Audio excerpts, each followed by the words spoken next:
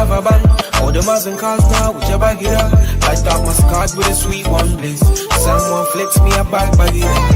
Say, oh, it's another one.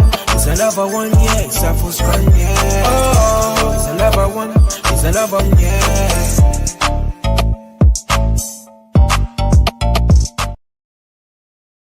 What's going on, guys? It's Capital Kevin here on the iBoxing Hub platform. You guys know, with our exclusive interviews on Wednesday, and I got for you Nick Fischer out of Wisconsin. Great guy, prominent figure in the region. So go ahead and introduce yourself, Nick.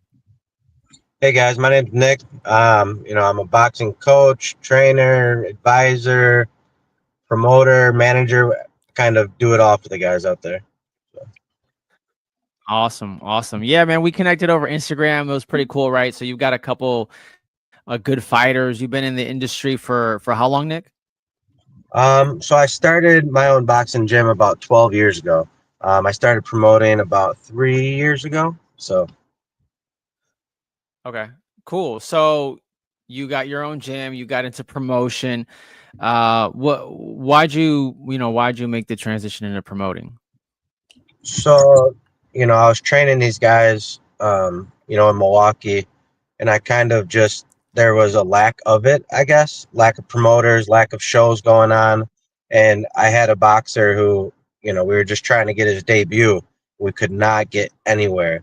So then I just finally decided, hey, I'm just going to take it in my own hands. I reached out to a few people that were signed to, bigger management companies, like amateur prospects that were in our area, to see if they'd be interested. Yeah. And they were. So then I just pulled the trigger and said, all right, I guess I'm going to put on a show. Got it. Okay. Yeah, that's pretty cool. So you got to have a license for that, or what do you have to do to have a promoter's license? Yeah. I mean, you just, to have a promotional company. So in every state, it's a little different, but in Wisconsin, pretty much you fill out a piece of paper, pay the fees, and then get ready to, put a show on. There's a lot of different things. You have to get bonded, insured, everything. But it's easy. I shouldn't say it's easy, right? So like when you do something, you're like, oh, it's easy, just do it. But for a lot of people, they're like, wait, you realize what you just did? It's not. It's just simple, but it is. Yeah. Overall. What's that like, man? Putting on a promotional show, right? So like the money, where's the money coming from? People flaking out on you, people trying to negotiate different like, how does that work? How much work is involved in that? So, I mean, it's a big risk, and I think a lot of the promoters out there, they do it because they either have backing of some sort or they have, good sponsors lined up. I had zero, literally working, during the day, paying rent, have kids, a wife, all that stuff. So then it's like, okay, I'm working with nothing here, but I knew I had to put a show on. So, we just decided, hey, this is how our ticket deal is going to work. You sell tickets, it pays for your opponent. And then hopefully, it covers all the other expenses as far as venues, the commission, insurance, ring girls, everything there is, So I just kind of went for it. And I think before my first show online, we only sold maybe like 7 tickets 2 days before the show. And that's 7 tickets. 7 tickets, yeah. 7 tickets, bro. Tickets. Crazy. And then next thing you know, the next day, boom, boom, boom, boom, I think we put 450 people in there. So it's nerve-wracking, and I've done it 6 times now, and it's hard in a market like Wisconsin, because I think it's just, it's not really known. Like if you put a boxing show on, very few people are coming to watch. Oh, there's a boxing, I want to go watch it. They're going because of who's fighting, and they know them. That's really it. So if you have someone with zero fans, no matter how good they are, it doesn't matter. They're not going to pay for themselves, But I'm wondering why there isn't the opposite effect of, there isn't any boxing, let's go watch one. The rarity, the exclusivity of it should drive people to it. You know what I mean? I'm not gonna say like it should be like that, but sometimes things do work out like that. When there's a rarity of something, it does draw people, and I'm just wondering why that hasn't been. What kind of marketing do your fighters do? Do they do like social media content? Because that's another thing, man, that the big fighters are terrible at marketing. Like your major fighters, they don't do anything until there's like a fight lined up, right? So Yeah. what do your fighters do? So are they actually on social media talking trash? Are they really pushing it? Kind of just like, You hey man, know, tickets for me.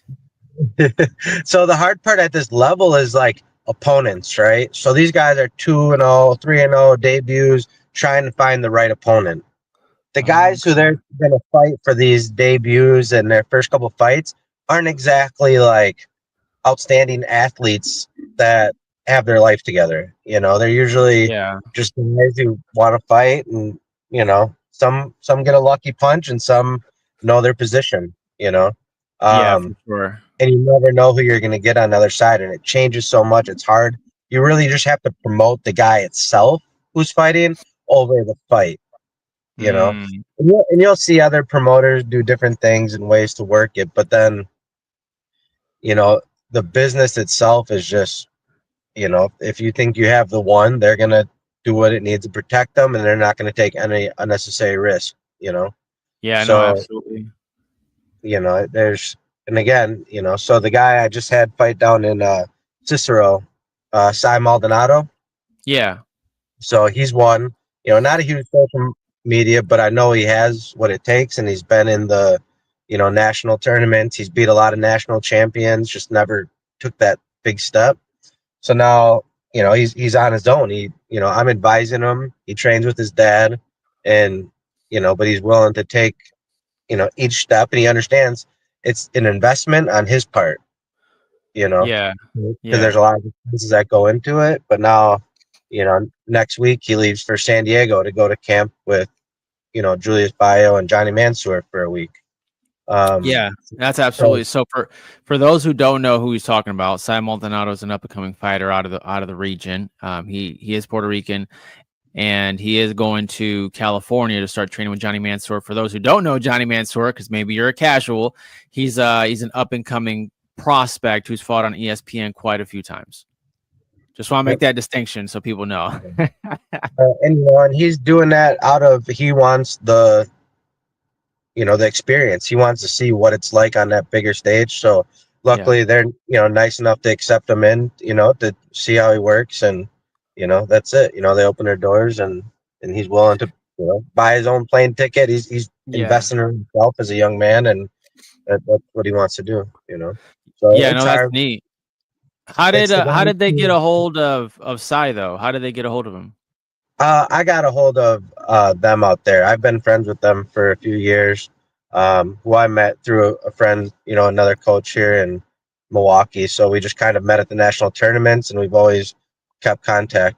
So, Yeah. we just, and that's the key to this business, is keeping certains close, and, knowing who you're working with, and good people. Yeah, no, absolutely. So how long have you been in the industry then, Nick? So I've been really going to like national tournaments and all that. So, I mean, I boxed for a few years when I was older, and I Yeah. trained my daughter. She was a 4-time national champion, and, had like 25 fights. But then, yeah, so I've had my gym, had about, 11, 12 years. But yeah, really just managing, promoting the three. So. Interesting. How did you learn to box and then train? Like, where did you get your knowledge from? So honestly, like when I first started, I joined like a tough man competition Okay, where yeah. I like remember those. fighting them in the bars, and I'm like, man, if I can just knock these guys out, I'm definitely gonna knock this guy out. And then I go to this and I Yeah. gassed out. I was just gassed. There was no way I was knocking anyone out in that ring. But then the next year I was like, okay, I'm gonna go train. So I went to Medina's Boxing in Waukesha. Super, super like smart, technical boxing. And so that's where me and my daughter started training. But then at one point we transitioned to Milwaukee, to the north side, to Cream City Boxing, where it was Yeah. real rough. Like no one from, you know, Burlington, Wisconsin would decide to go to the north side of Milwaukee to train. It was, So yeah. It was but grimy. it was what we needed, you know. Honestly, like when I meet a lot of these fighters, you know, because now I train people out of Avila Combat Laboratories in Delavan, and these guys come in and they think they need me to hold mitts. They think they need me to do this, and it's like, you don't need that. You need to work hard. You need nothing. You know, you need a bag. You need, you know, the work ethic. You got to just work hard, and then once you get past that plateau, then you need the help in the specialty things, and you know. But as far as, you know, up and coming, that's, you just need to push yourself. No, that's true, dude. So remember you plugged me in with Ralphie and them Yep. and Jack. So I went, and then my first day was Thursday yesterday, dude. Like the heat in the boxing gym, I don't know what it is, but I go to Anytime Fitness, right, for all my other conditioning and whatnot. And it's Yep. just, it was definitely not Anytime Fitness in there, bro. Like the heat was making me more tired. It was a great environment though. I mean, the work ethic that you need, because it was just consistent. Like, you know, I'd do something and then they'd bring somebody else on the bag and he's like, hey, go over there and do this. And then it'd be my turn to come back to a bag. And, you know, we're just running drills. It was just nonstop, dude. The work ethic is serious on top of the technique, but the cardio that you need is insane, dude. It is insane. Yeah. The work ethic that you need. Again, those are just people I've met over the years. Ralph, and then Jesus Dominguez. You know, he's got a few daughters who box, Yeah. and that's why, you know, my daughter boxed. But so he's another one. You know, whenever I have a guy, you know, fighting, like, sorry, on a bigger card, I you know, and we need a cut man, I bring Ralph. Ralph's the cut man no matter where we go, you know. Shout out to Ralph, man. Ralph's a good guy, bro. Him and Jack. They had Mary McGee in there, and then they had Julian Smith in there too. They were like sparring and whatnot. So it was a great time. Yeah, it was really a great time. Cool. How'd you get connected with them? Just from tournaments, you know, and shows. Okay. And in this business, you know, real recognize real, and people get along and they vibe. And you know, I always see it as like a learning. Like even the guys I'm fighting, even my own daughter, like if I had a chance where there's no other coaches within my gym, or we would go somewhere, I'd always want them to learn something from them, you know. Yeah. Like always take what you can. Even the people, like, you know, sometimes there, you know, there's a guy in the gym just talking crazy, you know, he was a Golden Glover or something, and it's like you can maybe learn something from him too, you know. Just listen and take what you want out of it. So yeah, so that's where, you know, I met them, and I just kind of kept them, you know, in my Rolodex of, you know, friends, and but also resources. Yeah, no, absolutely. So what's next, man, for B&B Promotions, right? How many fighters you got? You got Sai. I know you got one other guy, right? Yeah, so I got Christian Medina. He's out of Mexico. And then I work with a couple others, but then there's a couple others that kind of we plateaued, and I just kind of let them do their thing. You know, there's a few guys who are going to be killers. You know, I don't work with them directly anymore, but Dave Smith, he trains with Ty Goldston and Okay. Kasir Goldston out in Albany. Oh, He's I a know. beast. Dude, I know Kasir because he's the World Boxing Bureau 140-pound champion right now. Okay. Yeah, Yeah, so he's got about. So, yeah, in his camp, Dave Smith, he's a beast. He's, you know, I don't work with him. I think he's with Michael Reyes now. But I started him off. Great guy. He's going to be a killer. Jeffrey Hudson out of Team Cartel in Ohio. I started with him. You know, we've moved on, but he's up and coming. He's 5-0 now. And then there's a beast out of Detroit. You know, he's working in Detroit now with Clip Promotions. But Okay. you know, we've done a lot together, and it was a lot of fun. He's gonna keep going as he is, Wesley Rivers. So, you I know, feel like I've heard I'm of just that here to guy. kind of be the segue. You know, I'm not here because, you know, at the end of the day, it turns into a money game, right? Yeah. So if you think it's gonna cost you $5,000 to get a guy a win, right? That's a 4-round win. You're paying them, you're paying the opponent, you're paying all the expensive. You're looking between 4 and $5,000. Now, in order to get on a 30% return, if or when they ever fight and get paid, like on a big card, you know, that means they have to get paid almost $12,000. and there's not many 12 grand fights out there, and it takes a long time. So that's only one fight. So now you're at 1-0. So say you get them to 5-0, now you're 20 grand in, you know, Yeah. and to get that, now you're saying, oh, okay, they need a $100,000 payday for you to get that return. It's almost impossible. So where, you know, I kind of cut my losses, and I like to help where I can. But that's why I'm kind of going a different route with some of these guys. As far as I want to get them on the platform, I want to get them out there and make sure they're advised in the right steps. Because as soon as you start winning, you get a lot of people in your ear, you know. And there's one, you're not going to make any money at the beginning, like as a fighter. Yeah. So if you think you deserve, just because you're showing up to fight and knock out a bum on a local card, that you deserve $1,000, you don't. You're lucky if you don't have to pay for it, you know. So it's you know, just keeping these guys humble, make sure they know the real part of the business, not just what someone wants to sell them. Yeah, true. So it's like any business, right? You start off, you're not going to make any money, especially at the club level, right? You're building a name, you're building your profile. So there's more money going in than out.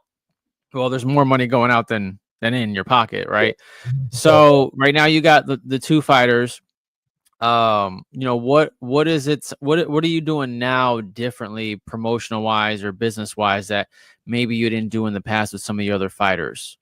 I'm kind of letting, you know, the fighters know, like, like, hey, this, like, I'm gonna be here to make sure your step by step goes well. But as far as like the financial part of it, like, you have to get those sponsors. You have to build that following.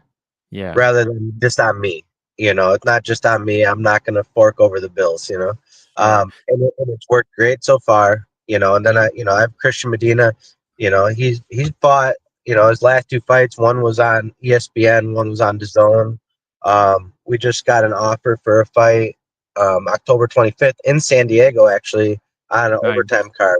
So I think we're going to take that and, you know, go from there. So hopefully I can get him over into a good camp shortly. And how does that work, Nick? So up and coming, you know, you're let's say you're an up and coming fighter. Where how do you get these sponsorships? Like, I don't understand how that happens. You just walk into an establishment and say, "Hey, I'm a fighter. I want to get sponsored." and you really go fighters and, you know, like family and friends, right? Hey, do you got a business?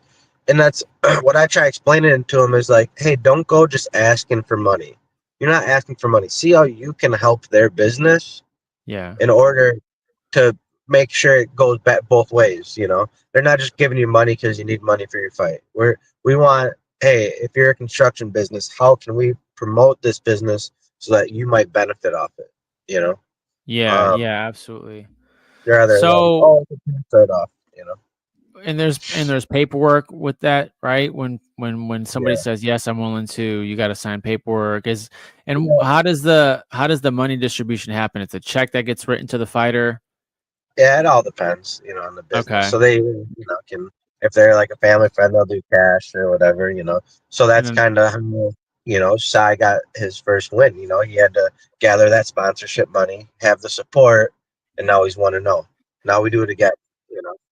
Right. So is that a one-off thing? So when these up and coming fighters, they contact these businesses and get these sponsorship, is it like the business is going to give them a monthly stipend to get the patch on the boxing trunks and get promoted?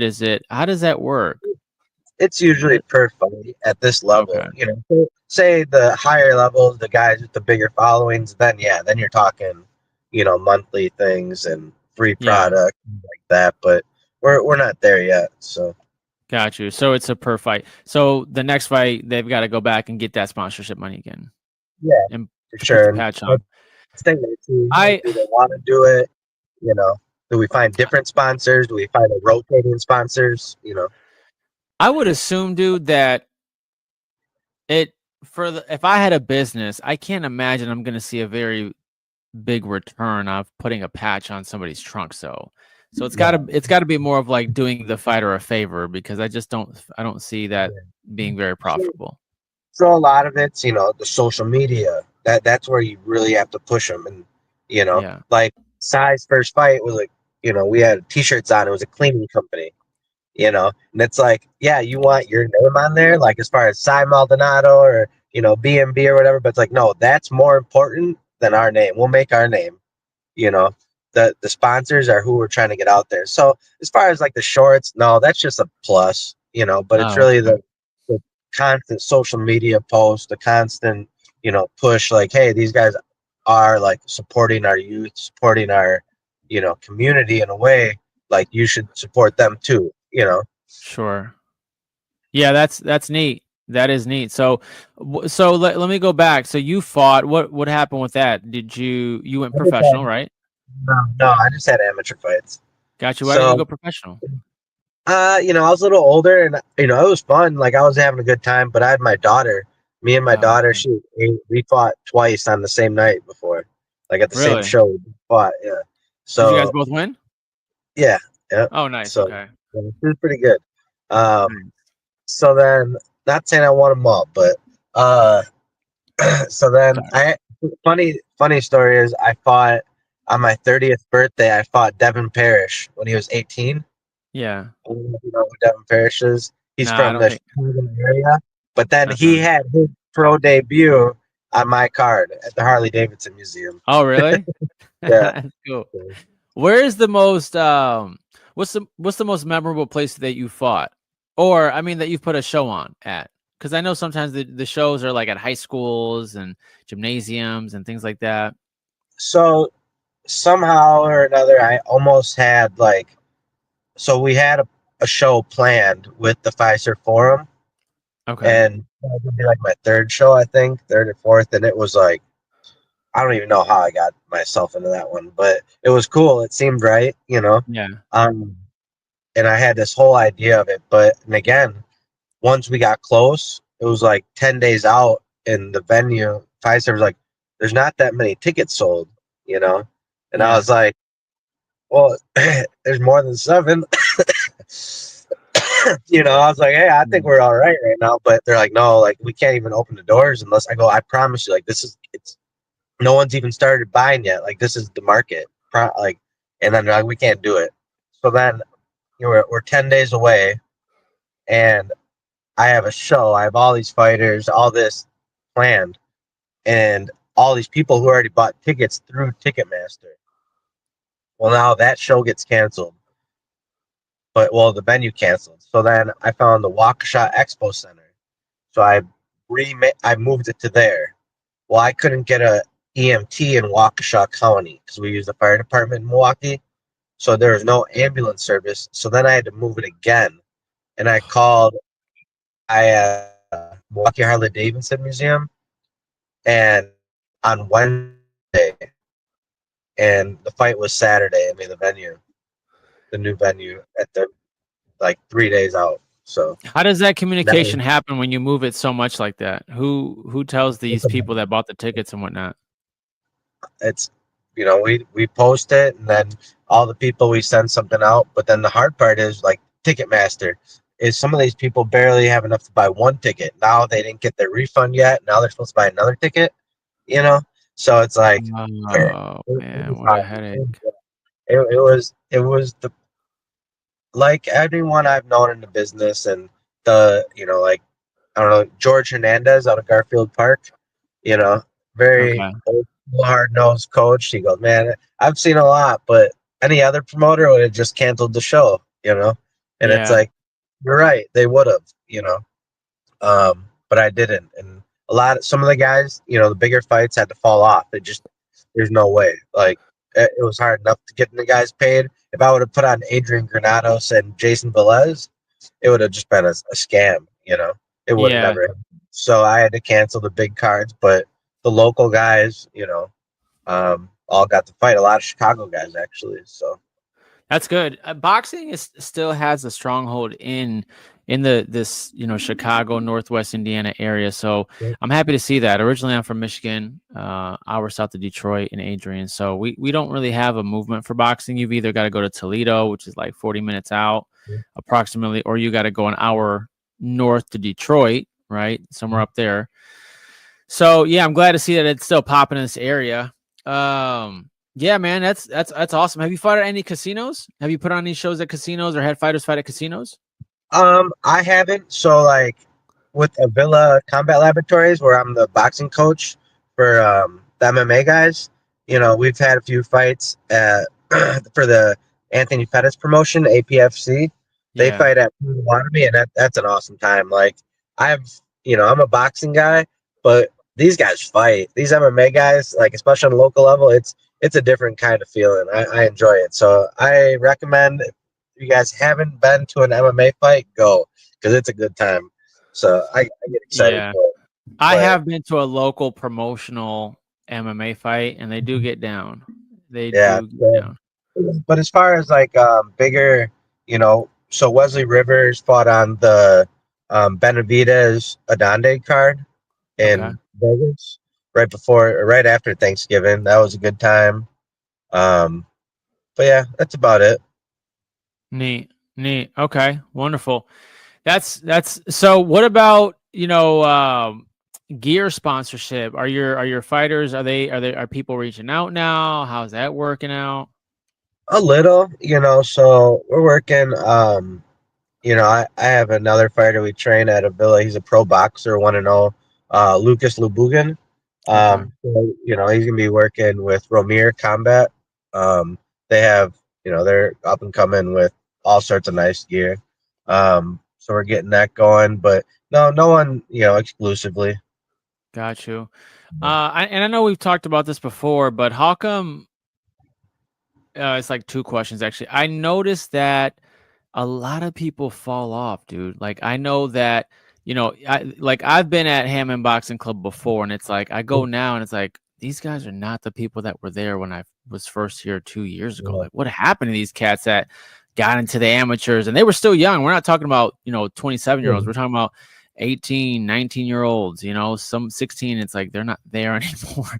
And you ask Yeah. the coaches and they're like, oh, it's been months since I've seen them. So like what happens with people falling off? And I guess I wonder if that's got to be annoying for some of the coaches where you're training people, you're getting them into the amateurs, you're moving them around, and then all of a sudden they just get distracted, they stop coming, they fall off.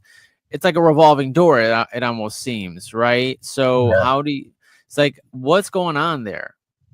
I mean, there's so many moving pieces to like a fighter's life, and the commitment they can make, which is hard because for like someone who's starting off like you, right? And we've heard guys come in a million times and say how committed they are, Yeah. right? They want to say, "Oh, I'm committed. I'll be here." Yada yada, and so it's hard to like for someone who's coming in saying that because they believe it. But then as a coach, we're like, we've seen this, we went through this, Yeah. and even when a fighter you haven't seen in a while comes back and you're like, all right, now, and their natural ability, and then guess what? They get it going for a couple weeks and they fall off again. So it's like heartbreak, because you get excited Yeah. too. I mean, but especially, in certain areas, there's kids, jobs, jail, friends. There's so many things that just unfortunately get in the way. And all you can do Yeah. as a coach is try to steer them away from it. But honestly, it's on them, Yeah, that's got to be. It's so jaded because when I started getting back I'm like, all right, I'm gonna take this serious. I'm gonna go to the gym. I'm gonna lose the weight. I'm gonna get part of a boxing gym. And you tell people what your plans are. Like, I told, I'm gonna shoot this out, Aaron Metz. I don't know if you know who he is. Yeah. He's 6-1 right now. He just signed with Hits Promotion. Yep. So we were talking on the phone right before I even signed up for the gym because there's two major gyms in this area. Yep. And I told him, I was like, hey, I want to fight. I want to be world champ. He's like, yeah, everybody says that, man. And I'm like, oh, dude, you know what I mean? Because like I know the sincerity inside of me, Yeah. but when you've been on your side and his side, you guys see fighters come and go all the time. People come in, Yeah. they take a punch, I'm out, peace, or Yeah. they take a lot, hey, I'm out, or they had a tough fight, or the coach, maybe went in on them a little too hard. They couldn't take it. Sometimes it's the work ethic, man. It just gets to people, right? So, like, man, it is jaded to say that, like I want to be world champ. Everybody wants to be world champ, but it's like, now that I went back to the Hammond Boxing Club, it was like, oh man, I got a lot of stuff to work on, dude. Like I got, technique wise, and it just takes a while. And so I'm just like, man, why don't people stick it out? It's got to be annoying for the coaches for sure. Yeah. You know, it's really about the support system at home too. You know, like if you go home and you're getting nagged at by your girlfriend, and then work sucks. It's like it takes so much energy out of you. You know, Yeah, the last thing you want to do is go to the gym. But then also, I tell people like the gym can be your space. You know what I mean? Like yeah. I've been through it, and that the gym was my space. That's where I'd go, no matter what was going on that day, anything at night. Like that was my time where I was at the gym and I was enjoying myself, you know? Yeah.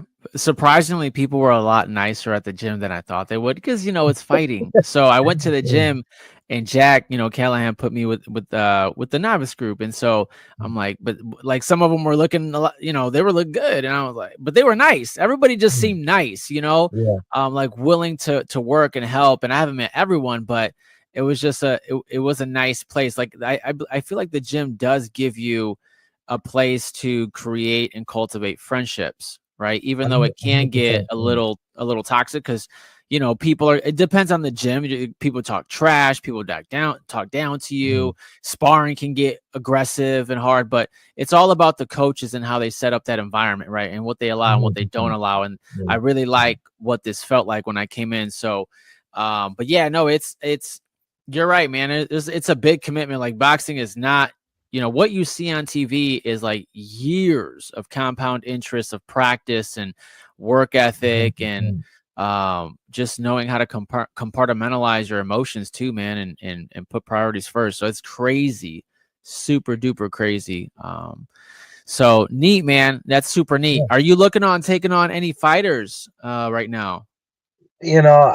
I'm looking to help whoever needs help. I'm not Sure. trying to, I have my own kids and things like that. So, Yeah, sure. so I was like, oh, why would you buy this boxer shoes when your kids need shoes?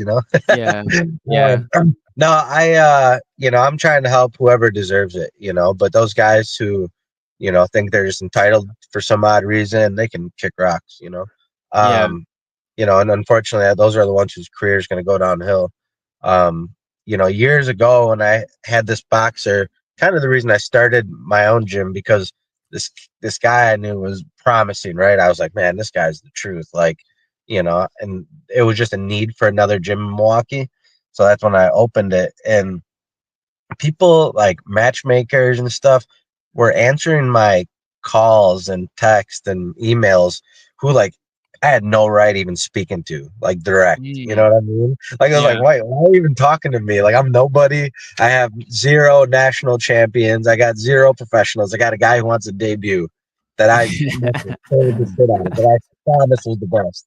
But Yeah, but, but then some of those I kept those contacts, yeah. one of I consider him a mentor, a friend, you know, with, we, he's my guy, and that's, he always gives me the smartest things. He's an old timer, been with, the top promoters for a long time. And he's, he's like the person I look up to. And it's like, he doesn't need to answer my phone calls, Yeah, but that's it. So no, when, I'll help guys take that next step when they want. But as far as, just getting their feet wet, Sai I've known for years from national tournaments and stuff. So that was a little different. And he's from the outskirts. He doesn't really have anyone up there in Green Bay. So that's when I knew he was on a level where he'd need some different attention. So yeah, yeah, absolutely.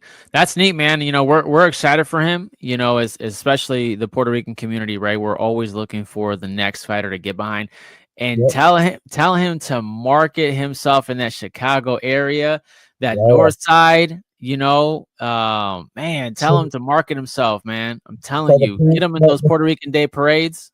so the plan Serious. is, I think November 1st or 2nd to have him down in Hammond actually for the Four Champs promotions. What? Um, What? I don't yeah. know anything about that. So there's a fight. I think it's November 1st or 2nd in Hammond. Um, Really? yeah. So the Four Champs promotions is putting on a show. I think we're gonna get on that one. How So do we? I mean, how do we get the hookup to go and do some interviews I'll and get you media, some man? info. Yeah, I'll get you some. Yeah. So I got to get it myself. So we're literally. I just got a message earlier this morning. So I think let's that's get gonna be our some. next step. So Let's get some media passes. We'll go out. Obviously, it's like only 20 minutes, 30 minutes up the street, man. yeah, What's the location? I mean, Hammond, but do you have a venue for it? I think it's at the Civic Center. That's gonna be great. Yeah, I Yeah, know exactly where that's at. So yeah, that'll be a good show. And Sai, he's coming off a big knockout, and that's what I wanted to see from him. A lot of these guys, they kind of come from the amateurs and they just kind of set up like flurries of punches, and they, just kind of overwhelm them and get the TKO. But he yeah, set up a big right hand and got a nice knockout. So nice. Yeah, we love to be there. IBH would love to be there. Do some awesome. interviews, do some on-site media. So make sure we get the passes that we need, man. Yeah. Any other recognizable fighters that you've worked with before? Organizations, promotions? No, I've kind of worked with all of them. The one I've never worked with Matchroom. That's the one. I've got in with everyone, but Matchroom, Really? So you've that's worked my with De La pick. Hoya. You've worked with Top Rank too. Yeah, that was one of them back a long time ago. That he would always just talk to me. So Roberto Diaz, he left and went, on his own, but he Okay. was the matchmaker for a long time. And, but yeah, no, so I try to work with Top Rank, Overtime, all those guys. So it's a weird market right now trying to figure out who to put where, but as long as you Yeah. can stay busy, that's number one. But it comes down to money. You gotta have the money. So Yeah, absolutely.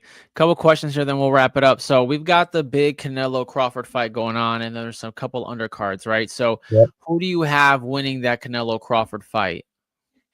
So pretty much any fight, like any Canelo fight, I'd always root for the underdog. His opponent, I'd be like, man, I'm gonna get him. It could have been John Ryder. I thought John Ryder was gonna beat him. Yeah, Uh, right, bro. Never in a million years is John Ryder beating him. no, but then the That's not same with gonna happen. Crawford. The same with Crawford. I'd be like, man, this guy's gonna beat him, and then never. So like ideally they'd both throw a hook and knock each other out. That'd be my ideal night. Yeah. But I don't what Crawford did to Spence. He could do that to Canelo. If he can't, I don't know. It's gonna. I just hope it's a good fight. Who are you picking, man? You got to pick a side. You got to stand on business, man. Who are you picking for the fight? Canelo. Okay, cool. All right, well, say it with your chest, man. Don't say it like Yeah. you're scared. Say it. Okay, you're standing on it. So Yeah. I'm going with Canelo myself. I just don't see that Crawford's resume has anything that is new for Canelo. Canelo's seen it all. He's also lost, Yeah. right, to the best ever. So he's picked up some things from there. It's just it's the experience. I don't think he's out of his prime like people make it out to be, right? I think he's still got plenty of gas in the gas tank. So awesome. I know we got Fernando Vargas Jr. versus Callum Welsh. Who do you got for that fight? Callum Walsh probably stops him in round 4 or 5. Really? Why do you Yeah, say that? I see it. It's a fall of Yeah. a dynasty. Yeah. He No, is the A not side. really. Yeah. Callum Welsh No, is the A side. I think he's different. Not saying I think he's the greatest, but I don't. I've tried getting my guys to fight Fernando, Vargas for a long time. I just besides Emiliano, I think Emiliano he's improved a lot, but the other ones I don't think they're gonna do anything once they get to that level. And I Yeah. think this is gonna show tonight, unfortunately. I believe that the work I'm ethic is there. a father, so Yeah. senior dreams are gonna be crushed today. But I don't um, know. I know he doesn't have the better resume, but they certainly put in work. I know Emiliano and the older one, Fernando Jr., put in work for sure in the gym. I know yeah, Fernando's faced adversity. He had a cut in one of his last fights, still kept fighting and won. yeah, So, they're both coming up, and I think this is a crossroads fight for both of them. yeah, So Fernando's really got to step it up on this one. Like this is, yeah. if he loses, then you've got to rebuild. But it's not the end. I mean, look, Tevin Farmer had like 4 losses before he Oh, yeah. got suited. Bernard, I think, lost his first fight, right? So there's still opportunity to grow and build. I honestly I think we're at the end, almost the end of protecting your O, right? Like Yeah. like if you really want to be a professional fighter, being a professional anything means you make a living, right? You make money. You're a professional this, you're a professional that. Well, if you're going to be 10-0 and you're not, and you're fighting 3-4 times a year and you're making nothing, like, but then that guy you fought, like we get, you fight B-side, you get paid 10 grand. That other guy might make 5 grand, and it's like, yeah, he's planning on getting the win, but guess what? That doesn't always happen, Yeah. Wesley Rivers fought B-side twice in Chicago under Bobby Hitz, knocked out Joshua Hernandez, and then beat another guy from Poland or whatever. Wow. And it's like he got paid for that. When the other guy probably didn't make much, he sold tickets and paid a guy to come win. So it's like if you're gonna waste your time thinking that you can't risk it, then you're probably not that good anyways, Yeah, for sure. It's like, what do you, if you don't have a backup plan, why waste your whole life and then find out when you're older that you don't have what it takes for that next level, get it done with, make some money, have some fun, travel, Yeah, absolutely. No, I'm with you, man. I'm with you. So awesome. And the last major one is M. Billy versus Lester Martinez. So who do you think is going to win that fight? I don't know. Lester Martinez. I haven't even seen this guy fight, bro. Everybody says Lester Martinez is good, but I'm like, I've never seen this guy fight. I feel like I have. My memory says I have. I haven't. I think he fought on a pro box card or something. But no, I don't know. He doesn't even. Billy doesn't even excite me, anyways. So really, I don't know, man. I think Billy's gonna show out. Yeah. Yeah. I think it will. Yeah. Honestly, that one got like overlooked by the Callum Walsh fight. For sure. That Callum Walsh fight might be the fight of the night. Might just be the fight of the night because there's so much riding on that fight for both fighters. Yeah. Right. So awesome, Nick. Well, look, man, I appreciate you being on. Y'all, Nick Fischer, president of B&B Promotions. Go ahead and let them know where they can find you, Nick. Yeah, check us out, B&B Promotions on Instagram, as long as Facebook. Nick Fischer 51 on Instagram. Reach out anytime. Anyone has any questions, needs any help on anything, we can usually point you in the right direction if it's something we can't help you with directly. So. Absolutely. And if you guys can't find them, just reach out to me. My info is at the bottom, and I'll make sure to plug you in with Nick. All right. Thanks, Kevin. Here's Captain Factz Boxing. Absolutely. You guys take care. Peace. All the Muslim cars now, whichever get up. I start my scars with a sweet one, please. Someone flicks me a back by it.